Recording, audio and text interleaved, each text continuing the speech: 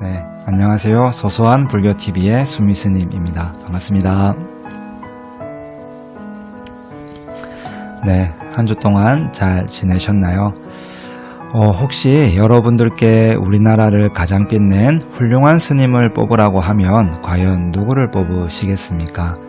제 생각에는 아마도 많은 분들께서 원효 스님과 의상 스님을 뽑지 않을까 하는 생각이 드는데요. 두 스님께서는 동시대를 도반으로 살면서 오늘날 불교에 기여한 바가 아주 크다고 할 수 있겠습니다. 특히 원효 스님께서는 일반 대중들도 쉽게 불교를 알 수 있게끔 불교의 대중화에 노력을 했다면, 의상 스님께서는 신라의 왕실과 지배층을 중심으로 화엄종을 전파하고 또 발전시켰던 분이셨습니다. 그래서 오늘은 이 두 분의 스님 중에서 제가 머무르고 있는 낙산사의 창건과도 관련된 의상 스님의 일대기에 대해서 한번 살펴보도록 하겠습니다. 먼저 의상 스님께서는 속성은 김씨이고 아버지는 김한신 장군이었습니다.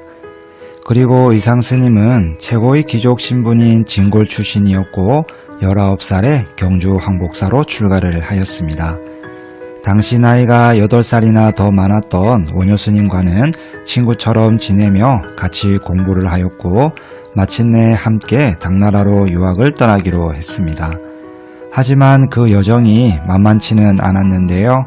처음에는 육지로 당나라를 가기 위해 고구려 땅에 몰래 숨어 들어갔지만 고구려 군사에게 붙들려서 죽을 고비를 넘긴 끝에 다시 신라로 되돌아오게 되었습니다.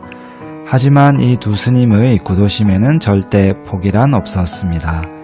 그래서 다시 이번에는 바닷길을 향해 당나라로 들어가는 계획을 세웠습니다. 하지만 어느 날 폭우로 인해서 당항성 주변의 동굴에서 하룻밤을 머무르게 되었습니다. 잠결에 갈증을 느낀 원효 스님은 옆에 고여있는 샘물을 마시게 되었는데요. 정말 꿀맛처럼 달콤했습니다.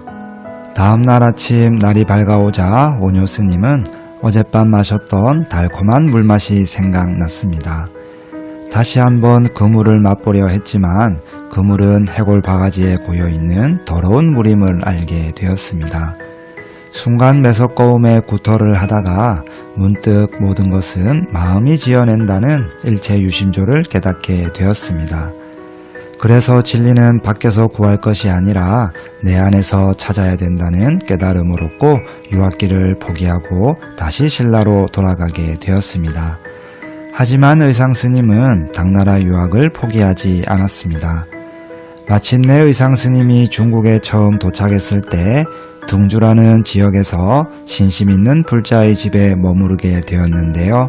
그 집에는 선묘라고 하는 아름다운 딸이 있었습니다. 선묘는 의상 스님을 보자마자 첫눈에 반하게 되었고 이후 여러가지 방법으로 유혹을 했지만 의상 스님은 선묘의 마음을 받아들이지 않았습니다. 하지만 선묘는 이러한 의상 스님의 고귀한 인품에 감복하게 되었고 오히려 의상 스님의 제자가 되었습니다. 그 후로 불교 공부도 배우며 의상 스님을 돕기 위해 많은 애를 썼습니다. 얼마 후 의상 스님은 화엄경을 설법하는 지엄 스님 문화에 들어가서 10년 동안 공부를 하게 되었고 오늘날 불자들에게 널리 알려진 화엄일승 법궤도를 완성하게 되었습니다. 하지만 이 화엄일승 법궤도는 그냥 만들어진 것이 아니라 신비스러운 설화가 전해지는데요.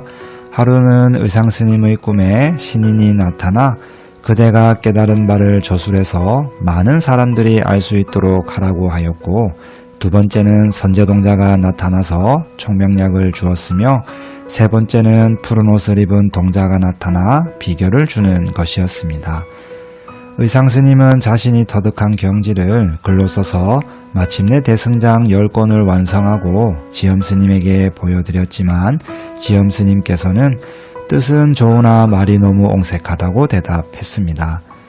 의상 스님은 다시 글의 번거로운 곳을 삭제하고 지엄 스님과 함께 부처님 전에 나아가 그것을 불사르기 시작했습니다. 그러면서 부처님 뜻에 개합하는 글자는 불에 타지 않게 해 주십시오 하고 기도를 드렸습니다.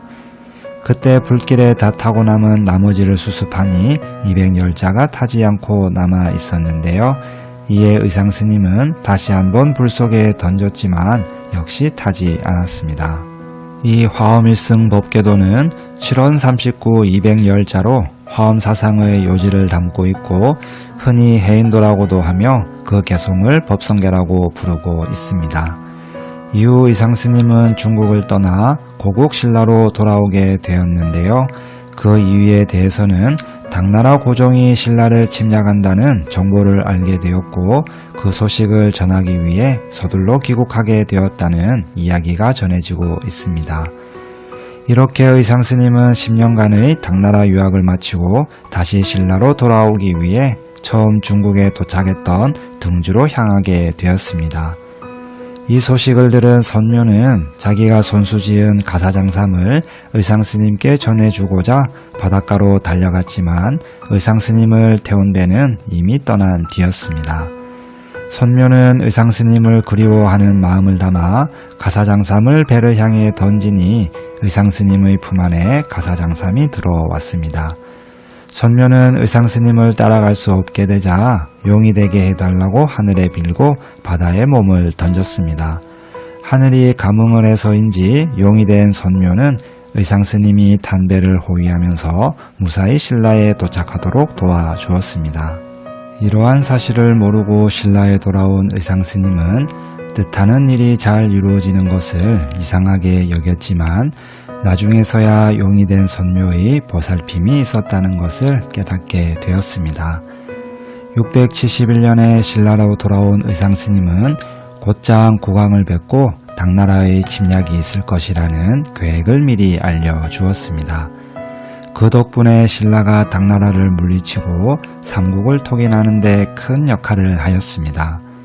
이후 의상스님은 관세음보살님이 해변의 굴 속에 계신다는 얘기를 듣고 관세음보살님을 칭견하기 위해 낙산으로 오게 됩니다.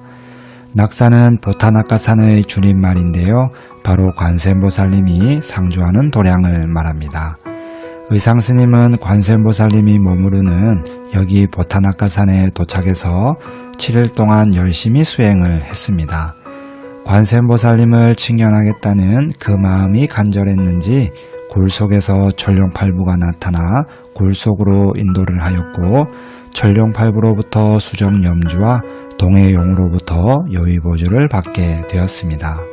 의상스님은 다시 7일 동안 열심히 수행을 해서 드디어 관세음보살님을 칭견하게 되었는데요. 관세음보살님은 이 산의 꼭대기에 대나무 한 쌍이 돋아날 것이니 그곳에 법당을 지으라고 말씀하셨습니다.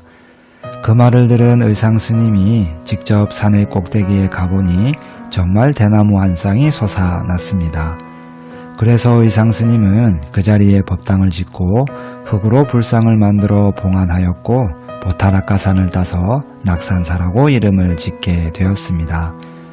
이후 의상스님은 제자 양성에도 게을리하지 않으셨고 많은 사람들로부터 존경을 받았는데요. 특히 신라의 지배층과 친밀하게 교류를 하면서 화엄종을 발전시켰습니다. 하지만 생자필멸 회자정리라는 말이 있듯이 의상스님께서는 702년 세수 78세 법납 49년으로 입적을 하셨습니다. 이후 고려 숙종으로부터 회동하옴 시조 원교국사라는 시호를 받게 되었고요.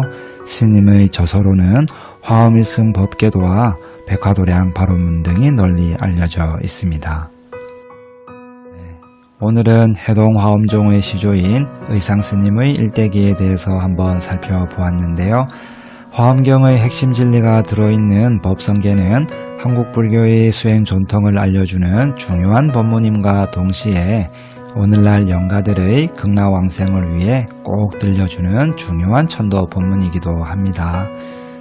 그리고 의상스님께서 관세음보살님을 칭견하기 위해 이곳 낙산에 오셨을 때 백화도량 발원문을 저술하셨는데요. 백화도량 발원문에는 관세음보살님이 항상 아미타 부처님을 이마에 받들어 모시는 것처럼 의상스님은 항상 관세음보살님을 이마에 받들어 모시겠다는 원이 담겨져 있습니다. 이것은 관세음보살님의 모습을 닮아가고 관세음보살님의 종토인 백화도량에 왕생하기를 발언하는 내용입니다. 우리도 수행을 할 때 그냥 막연히 하는 것보다는 각자의 원을 세워서 그 원을 실천해 나가는 수행자의 자세가 필요할 것 같습니다. 수미스님과 함께하는 벽화 이야기, 오늘은 여기서 마치고요. 다음 시간에 또 찾아뵙겠습니다. 아름다운 세상 우리가 함께 만들어 갑시다. 감사합니다.